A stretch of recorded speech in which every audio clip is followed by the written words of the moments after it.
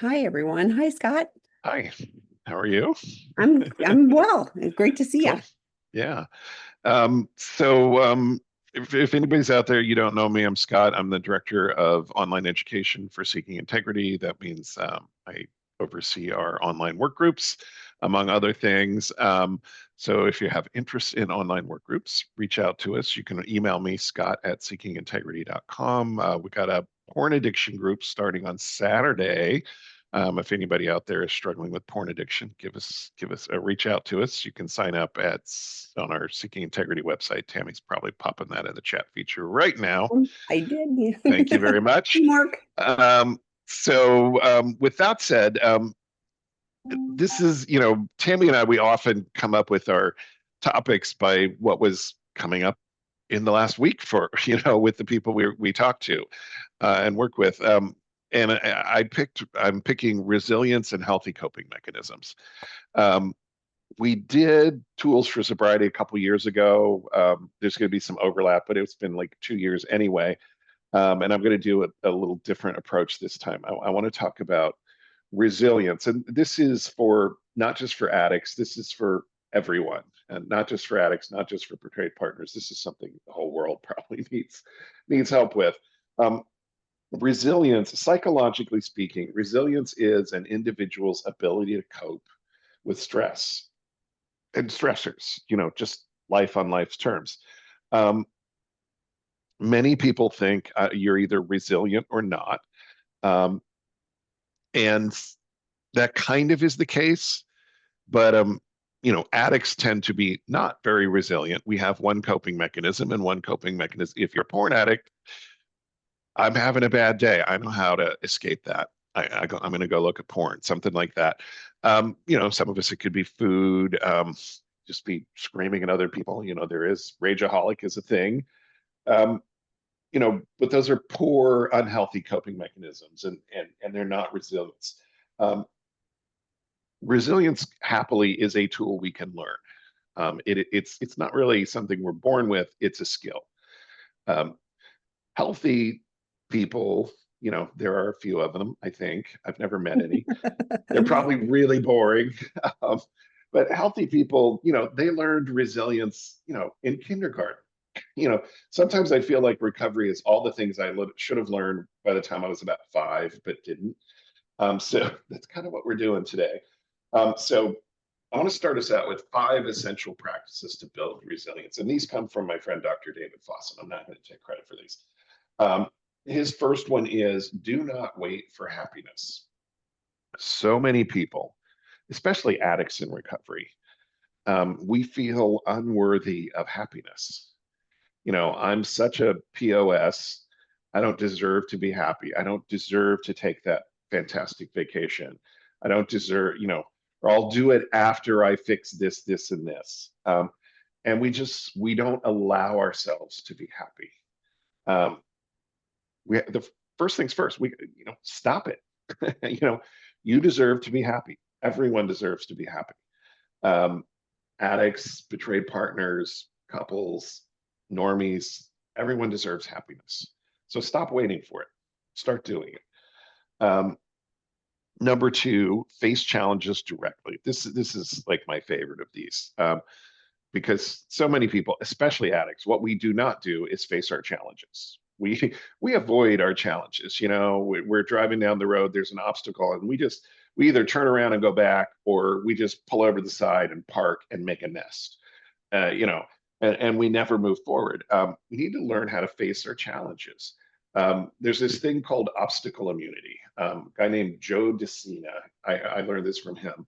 I used to do some writing for him back in the day. Um, he created Spartan races. He's kind of a wild guy. He started his life on Wall Street and was doing extremely well. But he literally hated getting out of bed every morning. He hated it. So he cashed out. He bought like some land in rural New York, and started a new business teaching people obstacle immunity, basically how to overcome obstacles. Um, he's done a lot of other things too, but he'll take like a soldier who comes back from Afghanistan and his legs have been blown off, and he thinks his life is over. And Joe will look at him and say, okay, Chicago Marathon's in the fall. I signed you up. And the guy will be like, I don't have any legs. And Joe says, well, we're going to strap on these new legs. And the guy's like, I can't run a marathon. And he said, well, today, we don't have to do it today. We're going to walk to the mailbox and back today. And then we're going to walk to the end of the street. And then we're going to go around and then we're going to start jogging. And the fall rolls around and these guys, they run the marathon. He teaches them obstacle immunity. Face your challenges, attack your challenges, overcome your challenges. Um, and, you know, you can do anything if you set your mind to it, pretty much. He has blind people climbing mountains, like sheer rock cliff face mountains, things like that. He just teaches people you can overcome any challenge. And he kind of does it with the Lao Tzu journey of 1,000 miles begins with the single step method. Just start, which we'll talk about a little more in a second. And I love it. So 3 and 4, I'll talk about together. Learn to use a self-initiated pep talk and be an optimist. I'm not one of those people who likes, airy fairy things like Stuart Smalley. Gosh, I'm good enough. I'm smart enough. And gosh darn it, people like me, but I have learned that those things work. So be an optimist, instead of expecting to fail, expect to succeed. Um, you know, and self-initiated pep talks. I do this all the time. I don't really write books so much anymore, but I've written a lot in my time, mostly ghostwriting. So, for other people, but I sit down and I look at my computer and the screen is blank. and and I've got 6 weeks to crank out 50,000 words. And it's like, oh my God, So I give myself a pep talk. Scott, you've done this 30 times. You know how to do it. You got an outline. You know the material. And then I use the Lao Tzu thing. Just write one sentence, one paragraph. And suddenly I've written 5 or 6 pages, and I'm like, oh well, that was productive. What happens when we start developing obstacle immunity, looking at the positive, reminding ourselves we can do it, is we start enjoying the challenge because we get such a rush when we succeed. We start looking for challenges. Life changes when we do that. So I love those. And then the last one from Dr. Fawcett is staying in the here and now. Addicts in particular, but I think people in general, a lot of us live in the wreckage of the past, and we can do nothing about the wreckage of the past. It is what it is. Or if you're like me, Mr. Anxiety, we live in the wreckage of the future, the potential wreckage of the future. And and we don't go for like minor wreckage. We're catastrophizers. The world will end. I always picture, somebody looks at me funny, and suddenly I'll go back to Saturday Night Live. I'm homeless and friendless and living in a van down by the river. Um, you know, um, that's how my brain works. So I've had to learn to back away from the past and the future, stay in the moment, and look around and go, oh, the moment's actually okay. I got a roof over my head. I got a job. The cats are healthy. Doing a webinar. Everything's cool right now. So staying in the here and now is a powerful thing. Um, I think I'm going to go into some specific tools as well, but I'm going to pause for a second. Tammy, do you have any thoughts on any of that? Just the basic resilience. No, and I remember our friend Dr. David talked about like it's a muscle you build, so like when you're Mhm. sharing, about the obstacle, overcoming the obstacles, it's like yes, you start with a small step, and the more you practice, the better you're going to get it. And then it doesn't seem so like even when you're talking about the self-talk, it doesn't seem so overwhelming because you're like, Yeah. I've overcome this, for those of Yeah. us in recovery, once we start getting a little path forward, we're going, oh, we're living today how we didn't used to live. We couldn't Yeah. have even imagined, I mean, getting a chip for 30 days. I could not have conceptualized that Right. in my wildest dreams. I didn't know how to do it. I love that you're, talking about this, and seeing in the here and now. I was also thinking, I was talking to a friend that was completely future tripping, like all these really horrible things, and I was like, unrealistic, like massive catastrophizing. The chances of that happening are about 0.001%. Could happen, but not realistic. But you're spending all this Right. mental energy on the fear. And so I love that you're talking Yeah. about bringing it back to the here and now too. Yeah. It's such good stuff. And you're right. We as addicts, didn't have it. I was also thinking about with number one, I wrote down, for betrayed partners, it can be, don't wait for happiness. But if I'm waiting for my addict partner to get into recovery and have our relationship repair and all that kind of stuff, we completely missing out on the here and now too. Yeah. Yeah. And yeah, I was going to Yeah, elaborate, but there's more stuff I want to cover. So yes, please. there are tools that can help with resilience, and some of these, I'll often talk about them as sobriety tools, but they're really just healthy coping mechanisms. Um, some of them are obvious. Therapy, very healthy coping mechanism. Um, Prayer can be a healthy coping mechanism. Meditation can be a healthy coping mechanism. Anything to calm the spirit, so to speak, is a healthy coping mechanism.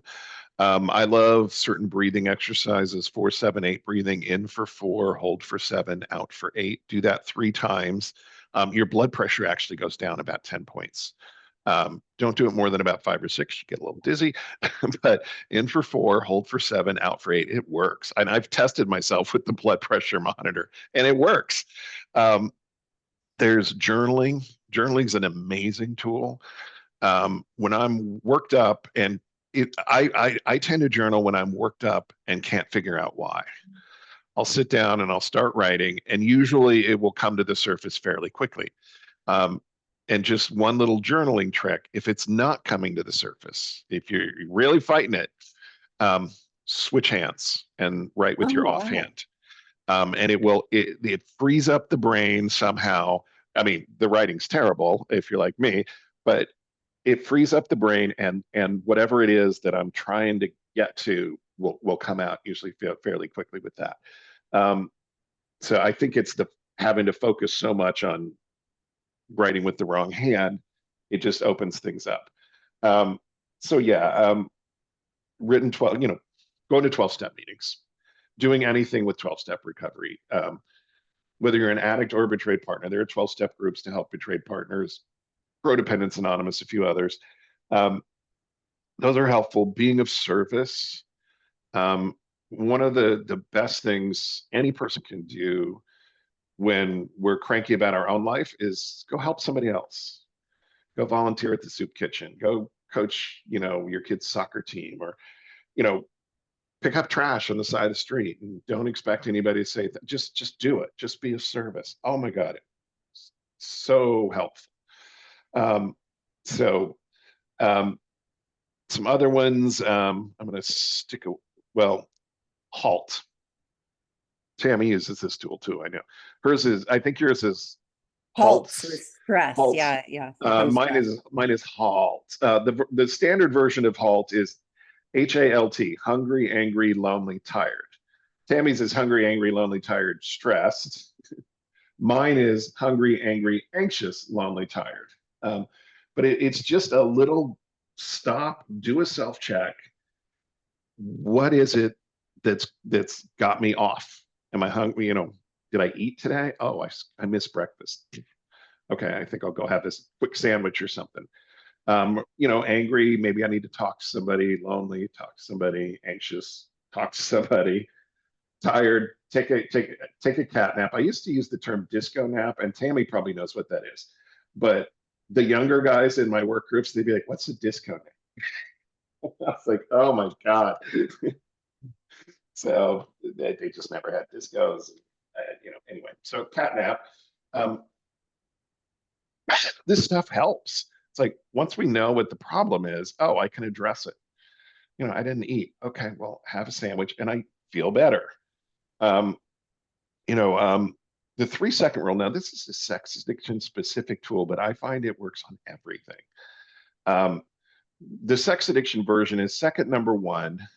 Um, when I catch myself objectifying, second number one, oh crap, I'm objectifying. Second number two, look away. Second number three, um, humanize the person is the ideal. Like that's somebody's mom or sister or daughter. Would I want somebody thinking about my daughter that way? That'll clear it up. The other version is just think about something else, anything else. What am I going to make for dinner? You know, um, the tool, the way I did it, this is kind of gross, but I'm going to tell it anyway.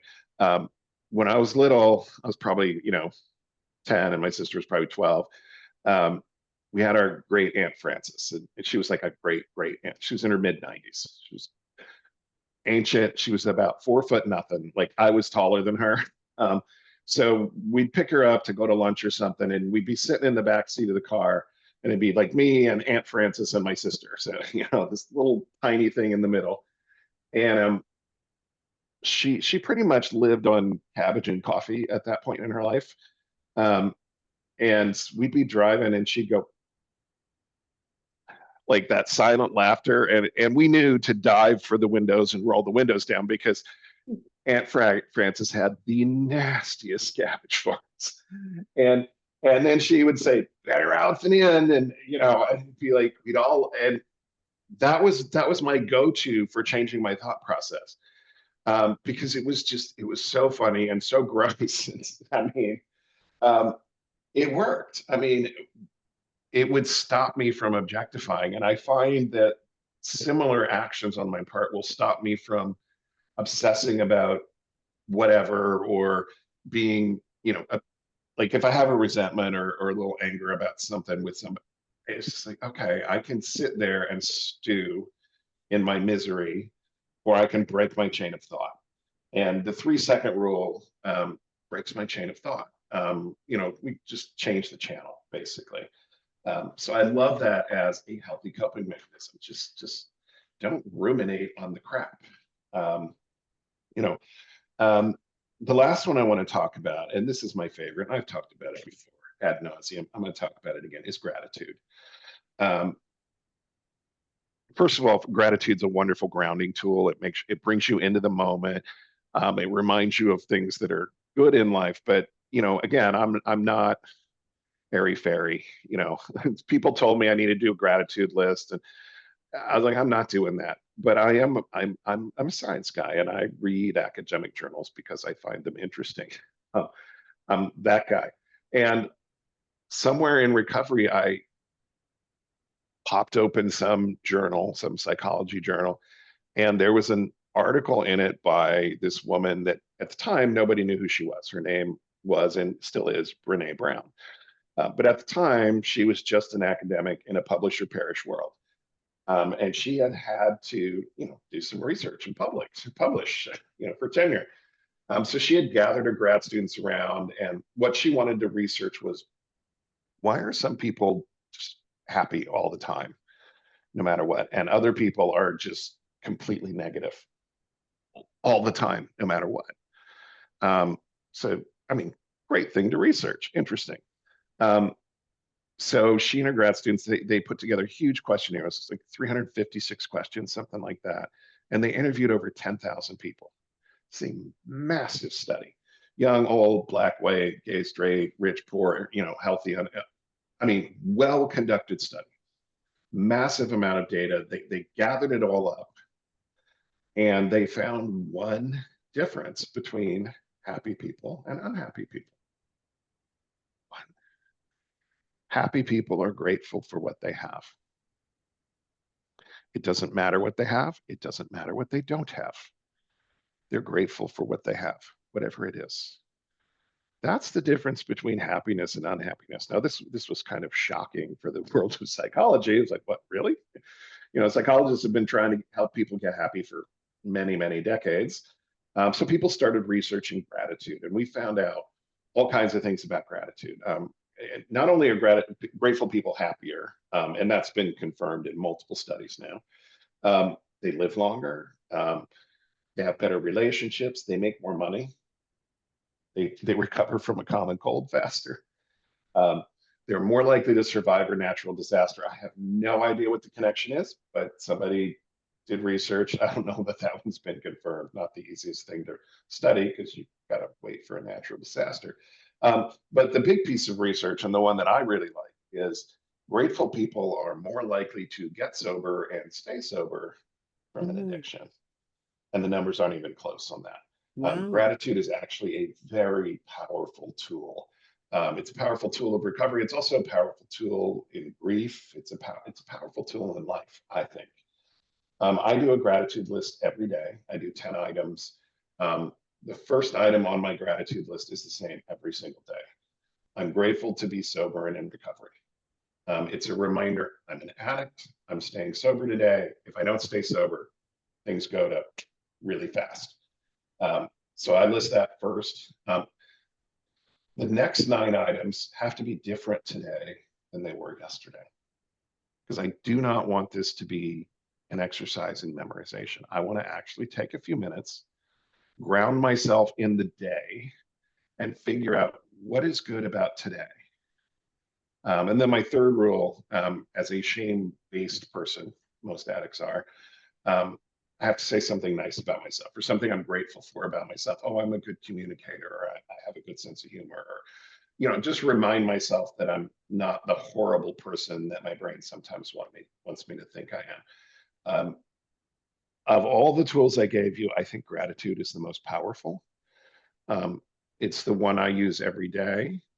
Um, anyway, and it's grounding, it's uplifting, um, and whatever I'm going through, however miserable it is, a gratitude list will pull me out of the depths.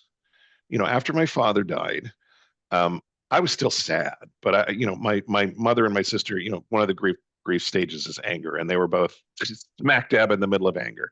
They were angry at God. They were angry at the doctors who had been lovely. They were angry at home health care who had been lovely. They were angry at my dad. You know, I backed away from it and I did a gratitude list about my father's life, um, and him. And he was born in Dust Bowl, Oklahoma, literally, back of the truck with all the possessions. Family moved to Central California. Um, he lived in a tent until he was 10, picking whatever was growing. That's how they survived.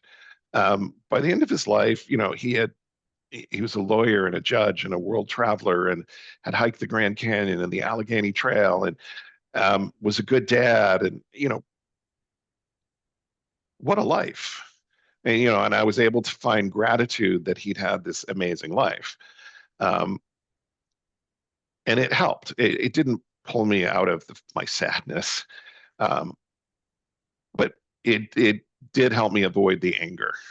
You know. So anyway, that's resilience and a few healthy coping skills. I'm sure you all have others. Please put some questions into the Q&A. And Tami probably has some thoughts here as well. Well, I resonate with the gratitude in particular, all of the tools, um and with the journaling, I was thinking, people want to journal on their phones or on their technology, and you reminded me that it's really important that you use your, the old-fashioned way of writing to do this, because it really does, require that. And I've even had some people do like drawings, because that's a Yeah, whole different, area. So if you're not into writing, draw, because something may come out in your art. And if you're a betrayed partner, we have a drop-in group on the first Friday of the month that is healing through art. So you're guided through that. So keep that one in mind. But the gratitude, and I didn't remember that the study was so massive that Brene did. But yeah, I know for sure that it is impossible for me to be grateful and whatever else. Now, I do think I can hold I can hold the space like you're talking about with your dad. Right. My dad passed away. I have pictures, flying up on my photo frame right here. And when I see pictures of him, like I may tear up a little bit, but I'm also smiling because like Yeah. I go, gosh, I'm so grateful that he was my dad. And I'm so grateful, whatever goofy thing he was doing in the picture, that, it can make me smile. So holding that paradox of those things, but yeah, it does like, I'm not experiencing the anger, or the rage or whatever else. It's, loss, I miss him Right. and but the gratitude. And I was thinking, like, when we were talking about all those tools too, gratitude is the one thing that no matter where we are, we can pause and find, even three things to be grateful for in that moment. So, it isn't like, oh, I need to go do breathing in the middle of the grocery store. No, you can find gratitude right in this moment. So I know for sure that it can change things. I thought it was fascinating when you're talking about the sobriety, but then I thought it also is it made sense to me because my experience is that people in the program who are living in the gratitude and are finding an optimistic path forward. If recovery sucked, why bother? Yeah. Why bother? So I can understand if you have gratitude and optimism. I thought the natural disaster was interesting, but I also was like, if you're grateful, I think you have some degree of optimism going back to, what you're sharing about, with your first, part, like Yeah. if we are optimistic and we have gratitude, then we are looking for, positive ways forward and, problem solving. And I think we can also keep our, executive brains online, rather than living in the past or future tripping. We're able to go, yes, there's a way to move forward. So yeah, Yeah. good topic. I think, Yeah. resilience is, I think it gets in the category of, oh, I'm resilient or I'm not. And so, and it was Dr. David that talked about, and I think Right. it's true with patience and lots of things. It's like, these are skills that we don't have, but if we're willing to practice them and learn, Yeah. and I think we start to see, oh, I was resilient in that moment. And that can be, an opportunity to build upon, Yeah. on this journey. So, and I Yeah. just, I think people, that have the resilience, can also eh, be, be holding the lifeline, for other people and help them, Yeah. move forward Be, too. So, being of service. yes, Um, absolutely. Thank you. yeah. Yeah. Um, and I like your point about there's a reason I wanted to talk about resilience and healthy coping rather than just tools for sobriety, because this is bigger than just tools for sobriety. And the healthy coping skills and resilience are inextricably linked. Um, you know, if I'm feeling better about life through gratitude lists and journalings and things like that, I'm probably more willing to pursue happiness. So we don't have any questions yet, so please pop some questions in. But I'm going to take us one step further, Okay. if that's all right. Um, Normally, when I teach this, we either call it fire drills or emergency exit planning, Mm. and Okay. we teach it for addicts. Um, you know, what to do when I'm triggered. By this point, we've taught what triggers are. Well, when I'm if my partner and I have an argument, that's a huge trigger because I feel less than and my shame kicks in and I'm angry and, I feel dismissed and all these, it's the underlying feelings like feeling dismissed and taken advantage of or ignored or belittled or whatever. Those are the real triggers. Um, that's like an alarm bell. And then what do I do about it? So, the best analogy is fire drills in elementary school. Um, Kindergartners, they train teachers how to teach fire drills. Um, and the way they do it, and it starts, kindergarten or even preschool, okay, see that big red thing over there? In about 10 minutes, it's going to start clanging. That's a fire alarm.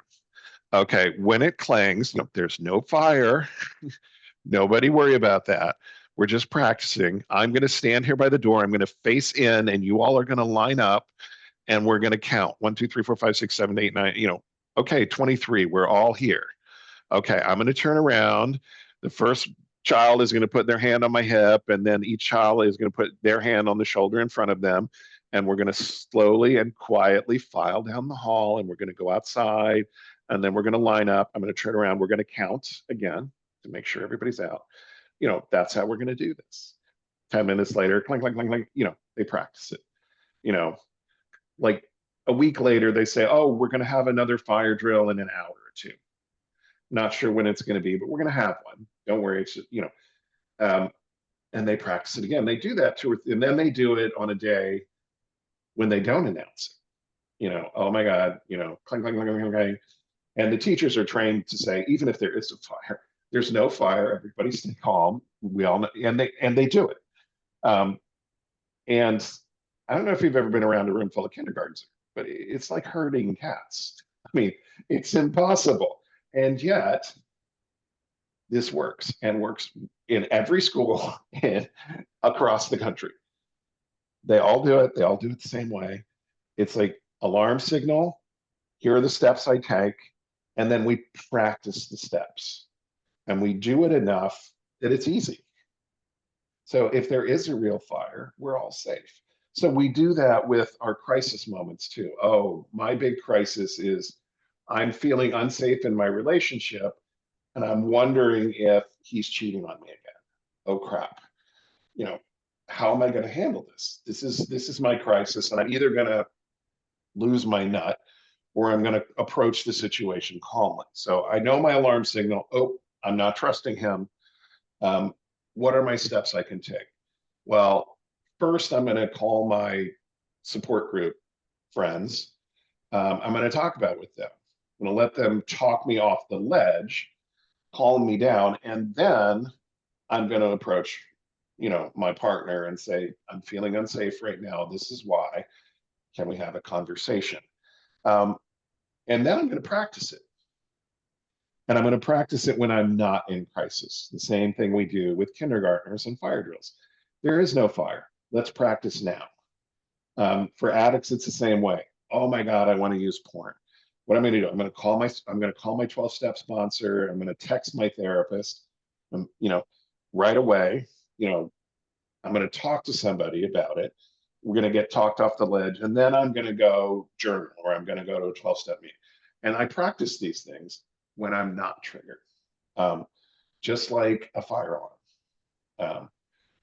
We create a plan when we're safe, and then we practice it when we're safe, so that when we're not safe, we can implement it without going off the edge. So, that's kind of an extension of everything we talked about here. All these tools we talked about, practice them when you're calm. Use them when you're not. Have a plan, recognize for each tool, like, what is my alarm signal that will lead me to this tool? And it's very useful to think about that stuff, particularly if there are certain things that leap out at you and make you crazy, because we all get crazy sometimes. So, all right. So, okay. Well, but to go your ahead. point, yeah, but to your point, it's like these things are going to happen because Yeah. your experience is like this happens, and then I'm whatever, I'm Right. triggered, I'm angry, I'm whatever. So it's like something's going to happen, and when I'm and my experience is that we, as addicts, are completely disconnected to our body. But I have learned that I start feeling things. I start feeling a change in my body. If I'm going, Somewhere. yes, if I'm angry, something's going to start, whether it's my gut clenching or, something's going to happen. And if I'm paying attention to that, it's like the warning sign of you're on that path, and I can interrupt it, unless it gets, too far out of control. So identifying, but, having that awareness, even going back to like you're talking about the journaling, when do I start to feel like, what are the triggers, crazy drivers, whatever it is, what is going on, for me, so that I can identify it and use my executive thinking part of my brain, before it gets tripped into like I'm too far gone. So I love that you're talking about that, and it's muscle memory. Like we were talking about the fire drill, it's like muscle memory. I'm going to automatically do the right thing, the thing that will help me if I've practiced it enough to be able to implement it. Yeah. So we have a couple questions, and this is such a great topic. Scott, I love that you said about anger reduced by gratitude. My spouse is quick to anger. He is working on it in essay. His anger has prompted his to cheat and call it payback. And I was like, there's always stuff underneath the anger. So, Hmm. yeah, and including the bottom one, it's like, oh yeah, I'm justified, you know, like, and every addict, we have to do something to justify our actions, because if we had to go, oh, is that really what we want to do? We wouldn't do it, but we want to go do that. So can you talk about that, please? Yeah. I'm actually going to share my screen real Oh, quick. okay. Um, this is the feelings wheel. Oh, yeah. Y'all can find the feelings, y'all. Oh, there's my Indiana Yeah, I was roots. gonna say, there you go. You can find the feelings wheel at feelingswheel.com. Very easy to find. Mhm, And Tammy just mentioned angry. All right, mhm, the big emotions are here. When we use the feelings wheel, we start in the middle and work our way out. mhm, All right, that's how we use the feelings wheel.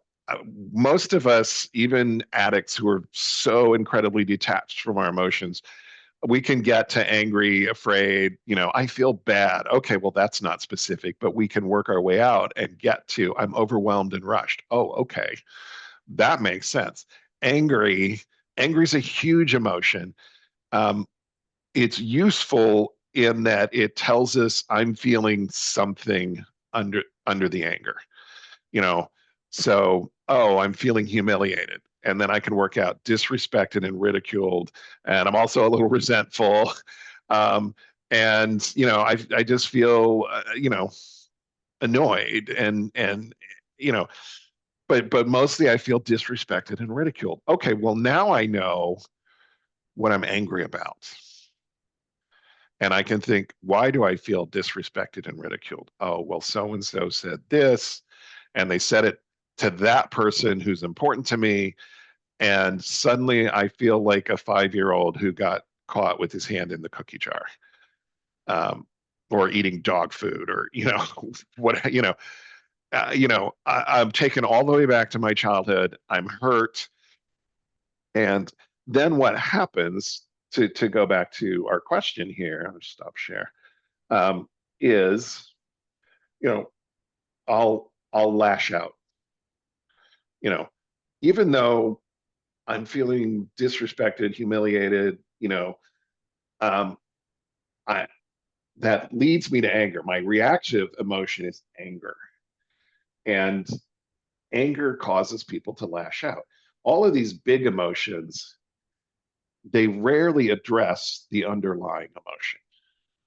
If I'm acting in my anger, I'm going to cheat and call it payback. Well, that doesn't address my actual real feelings at all.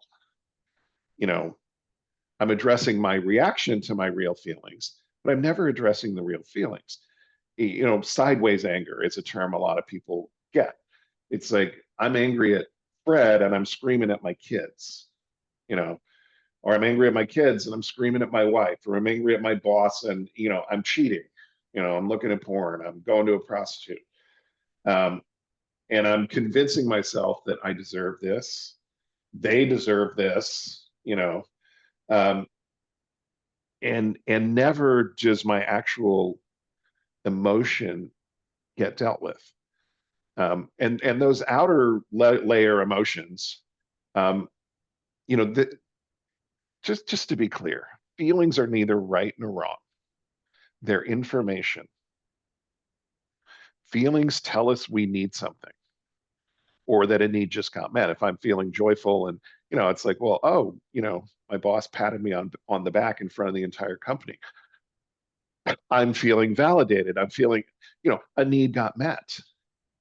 Um, all of these other the negative emotions, and I don't like to think of emotions as positive or negatives, but the less enjoyable emotions, they're telling us we need something, and that need didn't get met. So, when you say your spouse is quick to anger, he's working on it. Okay, great. Um, Part of his work should be what's under the anger.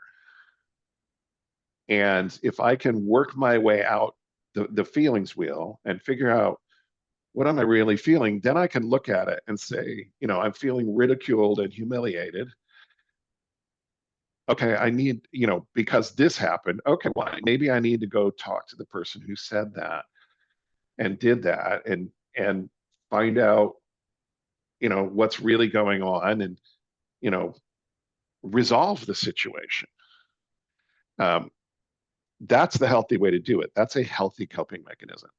It's not what addicts do. We jump to the big emotion and then we try to squash it. Um, and we know how to squash big emotions.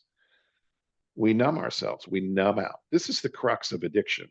Instead of using a healthy coping mechanism, instead of being resilient, I run away. I don't face my problems. Um, I numb out.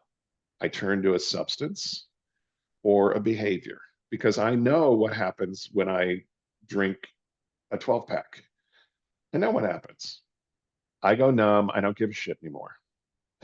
I know what happens when I spend 4 hours looking at porn with my pants down. The world goes away. I'm in this bubble, which is filled with dopamine and adrenaline. And these are pleasure neurochemicals. I'm high. And I'm not thinking about my wife just yelled at me, or I got a big pile of work that I can't handle, or the bills are piling up. And, I'm not thinking about any of that. I escape it. Now, the problem with addiction is it doesn't ever address the underlying feeling. I'm angry for whatever reason. I act out. I have my orgasm, which pops the bubble, the neurochemical bubble, pops it. And suddenly I'm right back where I started, angry, still not even addressing, aware of why I'm angry sometimes. And I got this fresh heap and helping of shame because I just did it again after I swore I wouldn't. Um, and and I'll lash out at my partner and say, well, it's your fault. One of the primary forms of denial is blame. Make it someone else's fault. Um, shame-based people, addicts are all shame-based. And the shame comes from trauma. We've learned that we are not worthy of love. We're not good enough. We're not, you know, and we start lying. We start keeping secrets. That's our first reaction to shame. Lie and keep secrets. I'll ask my guys in work groups, how old were you when you started hiding your feelings, even from your mom and dad? And they're usually like 5, 6, 7, because they learned by 5 or 6 or 7, mommy doesn't care. Daddy will yell at you. Daddy will say, I'll give you something to cry about, and mommy doesn't care. I mean, my mother's response was, why are you doing this to me? Like that'll shut a kid up. Um, and we start learning to self-soothe. I learned, some people food, go hit the Oreos. I read and played fantasy games and, escaped. And then, later I discovered alcohol and drugs and porn and strangers in bushes. And, you know, I, because my belief then, and still my core belief is no one cares. If I'm in pain, if I'm angry, it's usually because I'm in pain of some kind. I feel humiliated or dismissed and taken advantage of. No one's going to sit there and hold my hand and help me parse it and figure out what I'm really feeling and give me a hug and tell me it's going to be okay. No one is going to do that. That's my belief. Now, it has been proven over and over with friends, not necessarily family, although my sister is pretty awesome. Um, but and therapists and people in recovery that people will sit there with me and help me parse it. It just didn't happen when I was a kid. Okay. Um, but my brain still wants me to lie, keep secrets, blame, push the onus on somebody else to be, I deserve this. Um, and that makes it very easy for me to do things that I don't want, that I don't even want to do. I mean, Tammy, how at the end of your drinking, did you want to drink, No, I or kept did saying, you just yeah, drank? no, I would go, I don't, not today, not today, not today, and Yeah. invariably, I would find myself in the same thing, and I kept going, in the insanity of it, of addiction. I could not stop. So recovery, when they said there actually is a way to stop, I didn't know how to do that. I'd known for a while that I had a problem, I just didn't have a path out. When you're talking about the shame-based, and I know that there are some people that are going, yeah, not my partner, that, but like it's such a facade. So Yeah. I do believe you, and I believe that underneath we are like, if you really knew, and this is what I felt was, I could have the bravado facade and like, but if you really knew who I was, you would run so fast, you would not want Yeah. to be around me. So even if it doesn't look like there's shame, there probably Right. is. When you're talking about anger, like, and the questions around that, anger is a great trick to externalize and be big and go out, versus for me, I found it covered hurt, and I didn't see hurt on the emotions wheel, but I was also going, if you pick some of those things, I'm feeling betrayed or Right. dismissed or whatever, like that's all part of feeling Yeah. hurt. And I have learned, if I'm starting to feel anger, I better quickly look underneath it and look for what's really going on. I like anger. It's and I It's a power Oh, emotion. yeah, and it's so outward so that I don't have to feel that hurt, and so anger served me a little too well, but I like, it got to this point where I called it my white hot rage, because it would just flare up, and when you're talking about like, sometimes it was real, like whatever I perceived was the hurt, but sometimes, like, if as soon as I could calm it down and go, what I think, is happening isn't really, like, people are not just abandoning me. People are not just like, there was no malice, no intent for harm. It's just my perception in that moment. And, you talked about one of the tools is therapy. I worked with my therapist because this is not serving me. Like, I Right. knew, like I would just like look at people and go, don't come around me because I think I'm going to implode, and I hated it, and I had no control over it. And since I worked with my therapist, I have not experienced that again, but I've also been able to look, pretty quickly, because I know I can weaponize anger. Yeah, I know that about myself. And so, like, I need to pretty quickly look underneath it and go, what's really happening, so that I can get to those more. But yeah, I cracked up to the anger is in red. Well, of course it is. Rah, Yeah, so the people who created that particular version of the feelings wheel, and there's multiple versions. I yeah, think that one's the best. yeah, Yeah, they color coded it for us. yeah. Thank you. Um, yeah, I like your point. I don't have to look like to an outside observer to have shame running my life. Um, there are so many different manifestations of shame. One of which is narcissism and grandiosity. Um, Look how awesome I am, and look over here, nothing to see over here, kind of a deal. Magically think I make you see the nice car and the nice house, and looks good on the outside. You don't know what I'm feeling on the inside. That's one of the manifestations. Another one, people pleasing.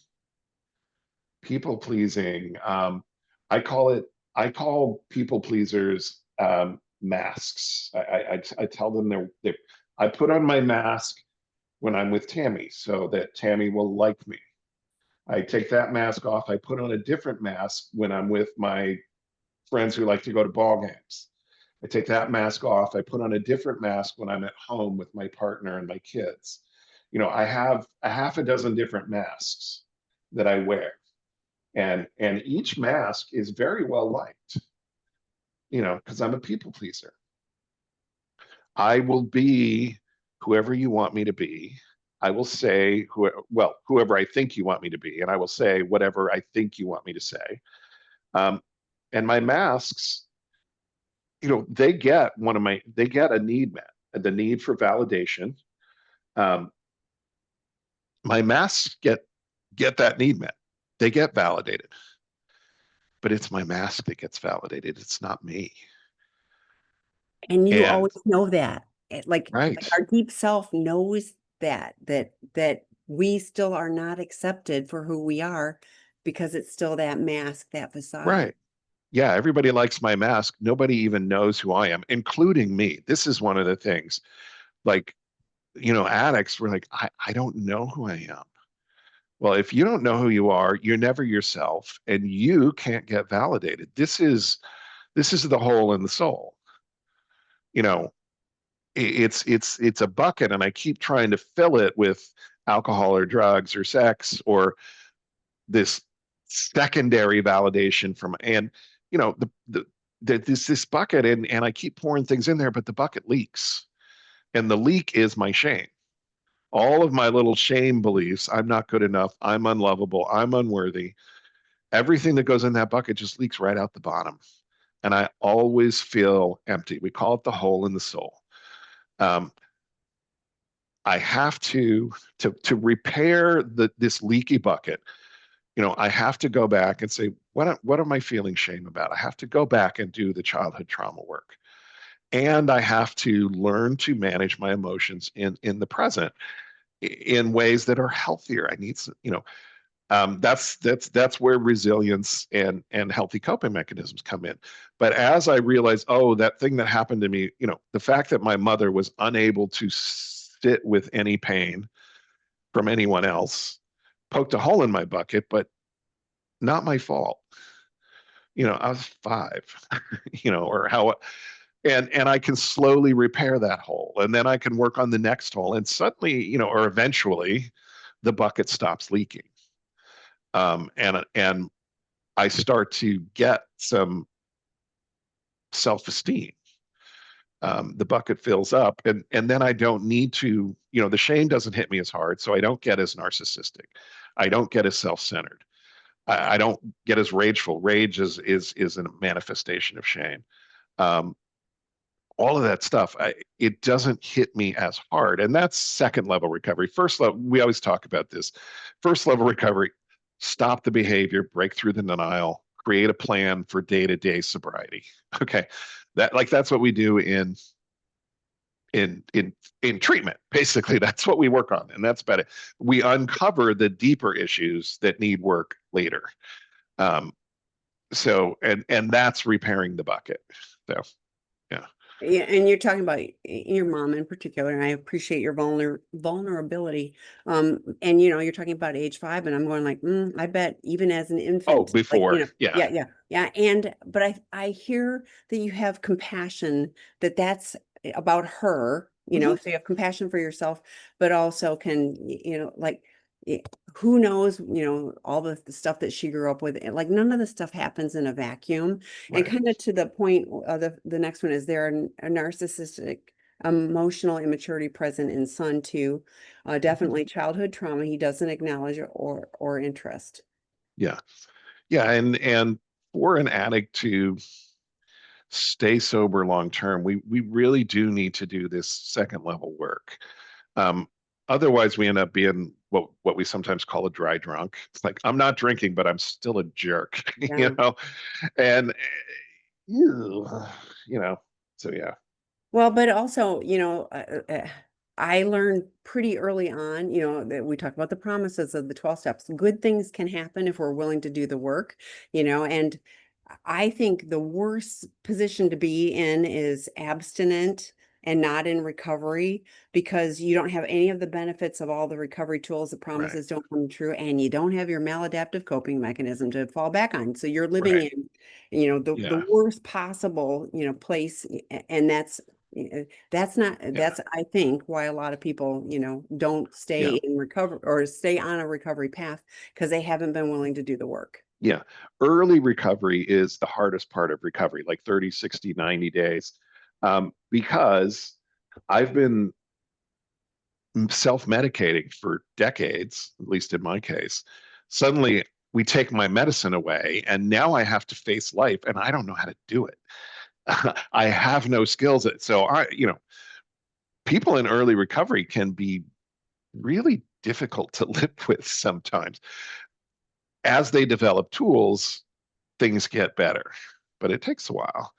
So yeah, Well, and even to your point, like all of a sudden when I stopped using my maladaptive coping mechanism to numb out, all of a sudden I was feeling things. I was feeling feeling, a yeah, lot of things and I didn't have any ability to handle it. Like it was yeah, frightening, whether it was good or bad. And all yeah. of those emotions felt really raw and overwhelming and powerful. And, it was terrifying. And I would weep at Hallmark commercials yeah. because I hadn't felt emotion for like 25 years and any emotion was overwhelming. So, Yeah. you know, Yeah. So the next one is I supercharged this week. My nervous system is super high. Partner is not in recovery, not sober, hole in the soul. This is me. Not only do I not know who he is, I do not know who I am. Thank you for speaking to this and gratitude. yeah. And I mean, I feel your pain for anybody who loves and cares for an addict who's not in recovery, not sober. It's agonizing because you love this person. I mean, often, most of what we deal with is sort of partner relationships, but also parent-child relationships. Like if your child is an addict, you're not going to stop loving your child. Um, and you're going to have supercharged emotions. Your nervous system is going to be a wreck. Well, the same thing is true with your partner. This is someone you love. You don't want them to fall apart. You want to get well for them. Unfortunately, you can't.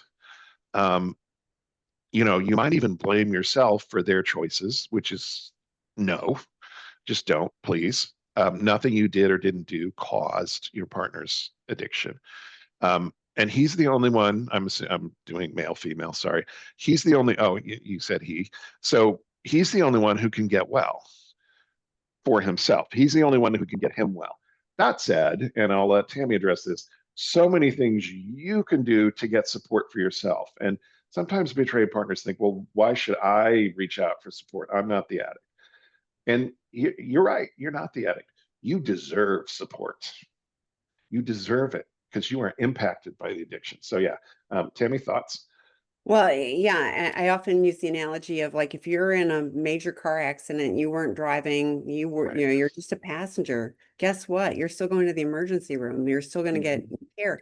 And that's what this is about is support. And you're talking about, your nervous system is running super high. All of those things that Scott talked about earlier, those are all grounding. I love the 478 breathing.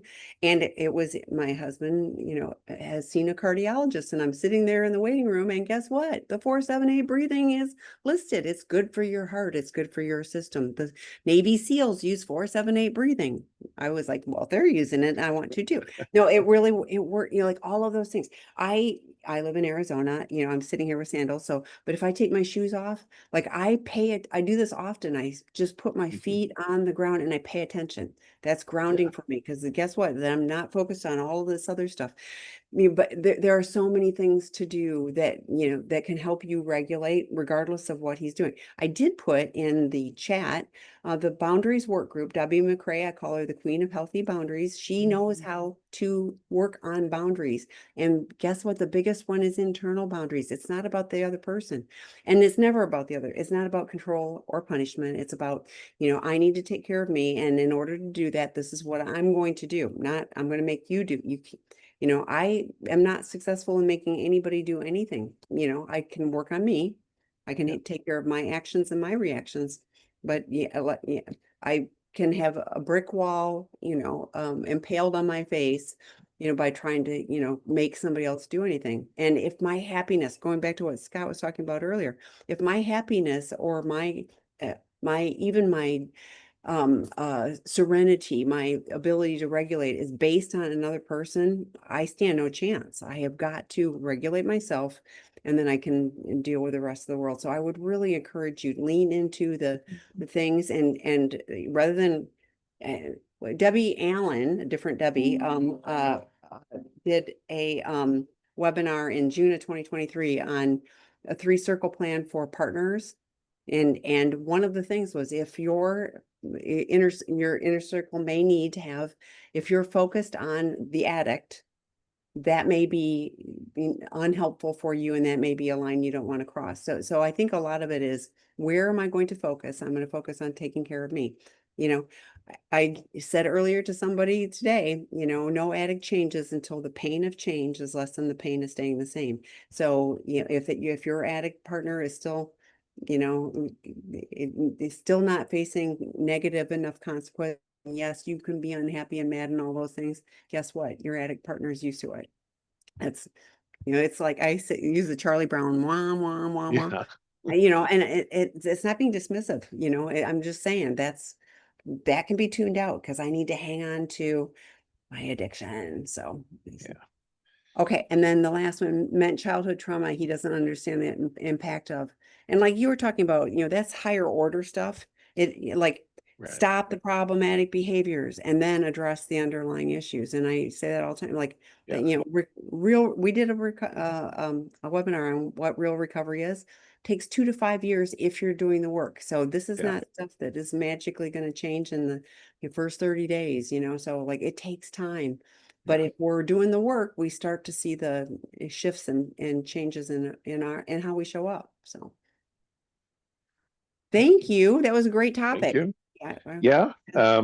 So we'll be back next month. It'll be Yes. Tammy's turn. And I don't have a clue what I'm going to talk about yet, but it's something, like you said, something always comes up, and I Yeah. just go, yep, that's what I Always. want to talk about. So yeah, it's all good. So thanks, everyone. Bye. Okay.